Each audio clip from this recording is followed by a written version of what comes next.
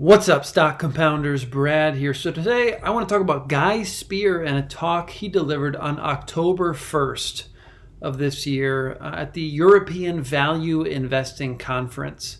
The theme of this talk for Guy Spier was return on invested capital and kind of how he thinks about ROIC in making new investments.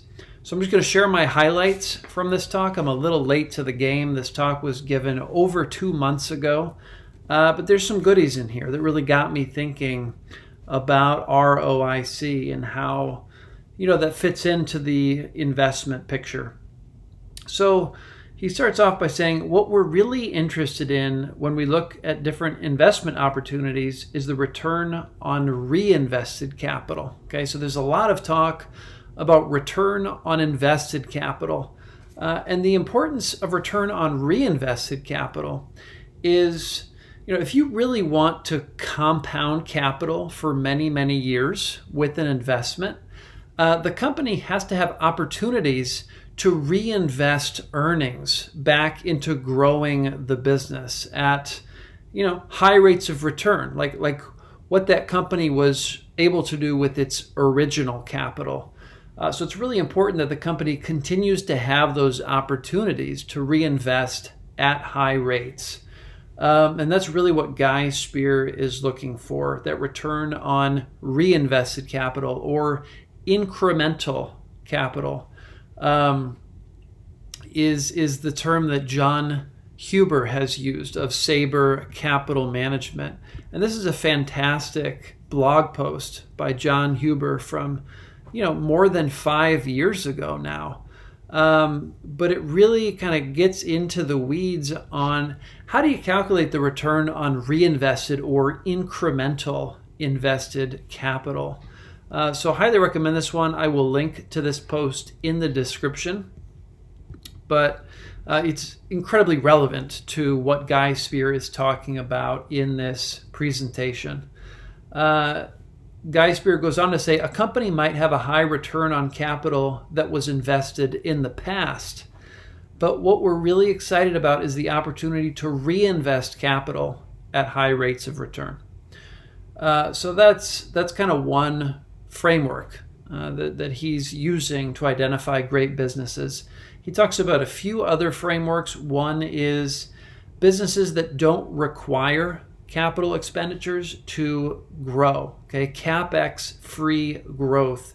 A couple of examples he gave for this: Microsoft, Google, and I actually saw one in John Huber's talk with the Graham and Doddsville newsletter. So he was interviewed. This was actually earlier in 2021, so just April 2021. One of the companies John mentions in this is NVR, okay? And this kind of plays into Capex-free growth. So he says here, NVR has a great business model and is an example of one of the things I look for in a great business, which is what Buffett would call the royalty on the growth of others. NVR gets high returns on someone else's capital. The third-party land developers put up the capital, do the heavy lifting, and take the lion's share of the risk. And NVR gets to extract high returns on that capital instead of owning the land themselves. The business model reduces a lot of the risk that's inherent to the home building industry. Risk is amplified when you have a lot of assets on your balance sheet in a highly cyclical industry. So, obviously NVR has been a huge home run over the last couple of decades. This really gets to the crux of why it's been such a powerful business model. So I just wanted to throw that in there to complement what Guy Spier was mentioning here about Capex free growth. He gets also into Etsy in here, which we're going to touch on a little bit later. But that's another business that has done a very great job of growing on the royalty, taking royalties on the growth of others rather than putting up a lot of that capital themselves. examples of Capex free growth, Visa and MasterCard are two of the ones that Guy Spier points out. And obviously he owns both of those. Another framework, seeking network dominance. Okay, so sometimes companies will play the game of being willing to spend every penny to achieve network dominance. Okay, there's a binary outcome. You either become the dominant network or you lose. Okay, you fail. So that's just one more framework that Guy Spier kind of looks at different investment opportunities through. And that, it reminds me of PayPal, how, growth, getting to massive scale was so important to PayPal in the early years, where they were just throwing money at people to refer friends to try out PayPal. I think it was like $10. They were just giving everyone who signed up someone else to join the platform. So that's perhaps an example of companies that are spending everything they can to get to this network dominant position. He talks about railroads as a great example of a company that has an incredible moat, type of business that has an incredible moat. If you have a railroad with a tunnel through a town, or even just railroad tracks through a town, and you have a competitor that comes in, they're not going to get approval to lay down a whole new set of railroad tracks and build a new tunnel through the mountain in town, because they've already got one. Why did they need more? So railroad is a great example of, most of that capital has already been paid out to build that initial infrastructure, and that return on reinvested capital can be quite high. And there's a couple of great investors. Chris Hone, I think in the last couple of quarters, added a big railroad position. The Bill Gates Foundation just added Kansas City Southern, I think it was, KSU. So there's been a couple of railroad stocks popping up in Dataroma recently. So, I've thought about, what would it look like to analyze those different railroad companies through the lens of return on reinvested capital? I'm still curious about that. So Guy Spier mentions this point in his last talk with Kolkata Value Investors Club as well. He says, from an investment standpoint, I'm not looking for the highest possible returns. I'm looking for something where I can be very confident that over the next 10, 20, 30 years, those returns will be stable and will be higher than the risk-free rate. Okay.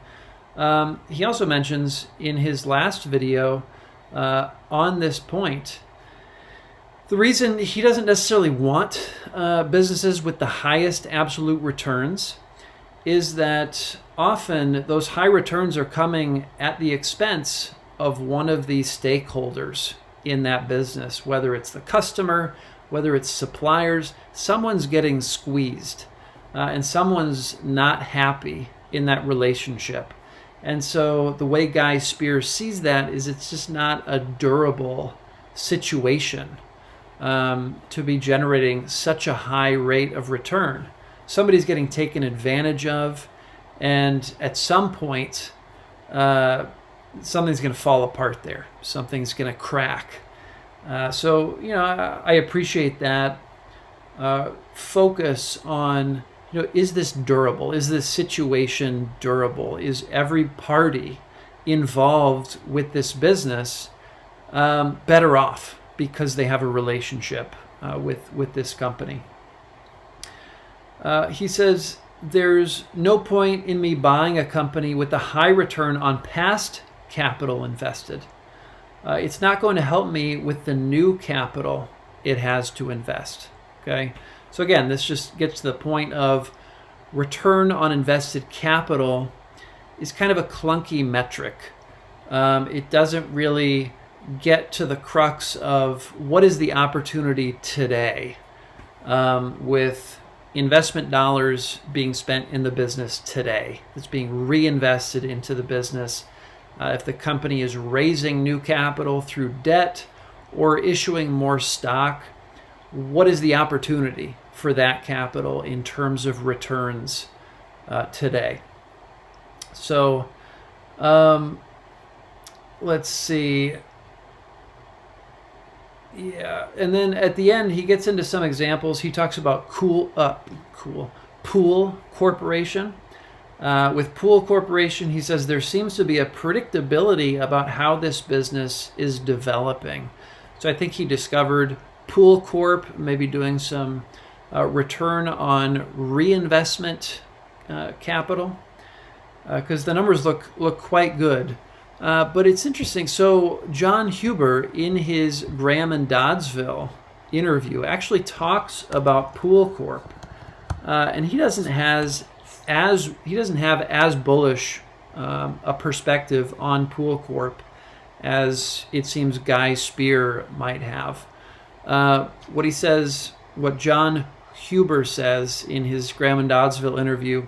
When it comes to companies that have benefited from the pandemic, there are two main categories. Those that have pulled forward demand, and then those that have borrowed demand from the future and have to pay it back.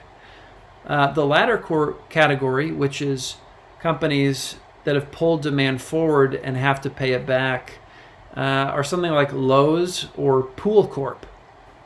You might install a deck this year or put in a pool, but if everyone that was planning to do this over the next few years does it all this year, then there's going to be some value that is created by getting paid now instead of later. But there isn't necessarily a step function change in value creation. In other words, you're going to have a short-term jump, and then it's going to come back down, and it's going to normalize. On the other hand, if you have a two-sided marketplace and you pulled forward 5 years of demand, and then all of a sudden you fast forwarded into 2025, your business took a giant leap higher, and now you will grow off of a much higher and stronger base. That growth might not necessarily slow down. So this is really an example that he's giving for Etsy. Okay, Etsy is a company that John Huber owns. It's a two-sided marketplace. Also makes me think of Shopify. Businesses where you're taking a leap in terms of demand, but it's not this kind of short-term leap where you're going to go back to normal. The network benefits from having many more participants in the network, and it just makes it that much stronger. So that's a very powerful business model to be a part of, especially when something really shakes the system, something like a pandemic, like what we've experienced. So that was on Pool Corp. He also talks about American Tower and how valuable it is to own these towers, where the incremental cost of slapping up another dish, right, is virtually zero. So that return on reinvested capital is very high. And I thought of American Tower, which I'm pretty sure was one of Li Lu's investments maybe a decade or so ago that he just crushed it with. I think maybe it was either Chuck Acre or Bill Miller who had like 100x on American Tower. So clearly a powerful business model, having the towers. And then, I just made a note of KSU and CNR, which were recent railroad purchases. So that's a lot of what I wanted to share from Guy Spier's talk. Just really thinking about this concept of return on invested capital, return on reinvested capital, and incremental invested capital. And I've really been looking at Tencent recently through that lens. As Pabrai pointed out, the business model for Tencent, it's this bazooka of software engineers that are generating this 65% return on incremental invested capital, you could call it. And then these digital Warren Buffetts, where they're generating 35% return on reinvested capital. So that's really something I've been trying to sink my teeth into and make sense of the numbers with Tencent. And it helps that John Huber actually did this exact exercise.